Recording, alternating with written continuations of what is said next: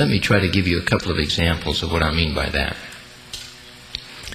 You have to realize, brothers and sisters, that in each of these things, Satan is mightily about trying to keep you from doing these things that we're mentioning. The evil spirit teacheth a man not to pray, but I command you to pray over all things. Look unto me in every thought, it says, doubt not, fear not. Again, that struggle. The devil saying, don't read the scriptures. You don't have time, they're too hard to understand. The Lord teaching us to prayerfully ponder the passages every day. Some don't realize when they talk of music that it's the same thing. There is the Lord's music. There is perhaps some good romantic music you may want to sing to your wife. I like to do that mainly just to make my wife laugh. I'm not sure if she's laughing at the song or the singer, but she seems to like it. And I don't know, I would guess that thanks to her, because she's helped me a lot with that, I maybe know 20 or 30 songs from memory, just some romantic type things. If I loved you time and again, I would try to say maybe something like that. See what a poor singer he is? But if there are some songs like that, there may be some good cowboy song, but the greatest ones, of course, are the hymns of the church that instill the Spirit of the Lord in the one who's singing. And I might quickly add, there is music of the devil himself. And do not misunderstand that and try to count it or call it something else. It is music of the devil himself.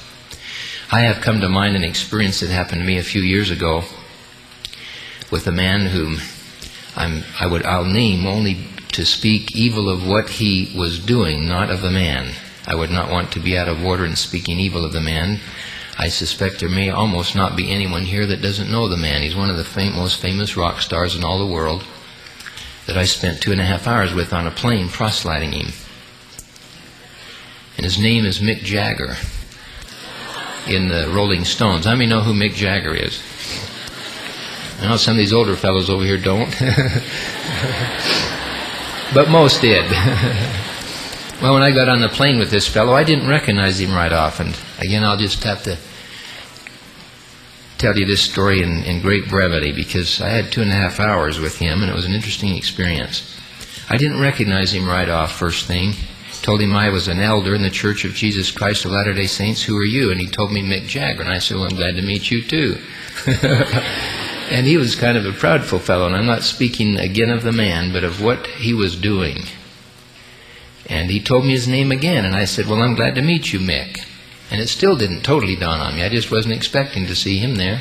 And then he opened up this big magazine he was reading with all these wild-eyed faces and very scantily dressed women, to say the least, and said, that's me.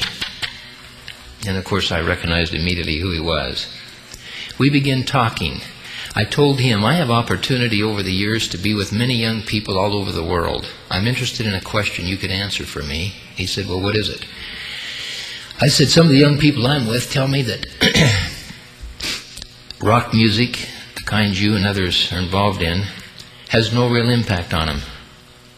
For good or for evil, has no real impact. And others claim that it really does have a bad impact on them. You've been in this thing for 20 years. I'd like to know, what's your opinion? These were his exact words, brothers and sisters, an exact quote. He said, our music is calculated to drive the kids to sex.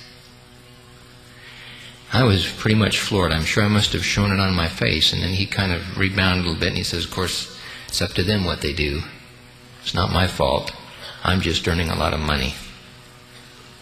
And as the conversation proceeded, and again, there's not time to tell you all, even a small part of it, he was delighted at the fact in his mind the family was being destroyed around the world. Told him I had 8 children. He told me he had some too, but no wives. Told me he had a woman pregnant in Virginia, another one in New York, and one in England.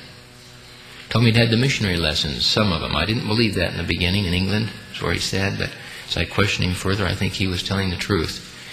After he'd had 3 or 4 drinks, he said quite loudly in the cabin, anybody that believes the Book of Mormon to be the Word of God is a liar.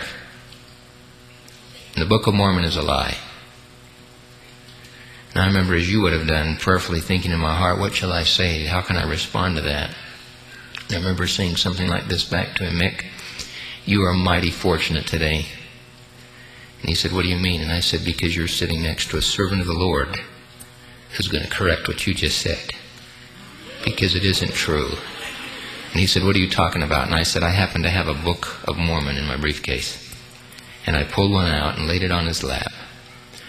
I think because of maybe the drinking, and he also looked sick physically. The book was going about like that on his lap. And I said to him, I must have missed that chapter, because I have read this book many times, and I believe it to be the Word of God. And if there is such a chapter, I want to see it. And of course, there was dead silence. He couldn't say a word. And I said, well, then how about one page? How about one paragraph? How about one line? How about one word? Mick, I bear testimony, you're the liar. The Book of Mormon is the Word of God. And I told him the best I could. The Lord had held him responsible for his acts to the degree he understood what he was doing if he didn't turn his life around. Now it's evidence from the following years that followed that he didn't listen. But that doesn't change anything, because that down the plain he lied about this book. And I vowed to myself, and I'm thankful my family have abided by it, that we would never have any of that music in our home or anything like unto it.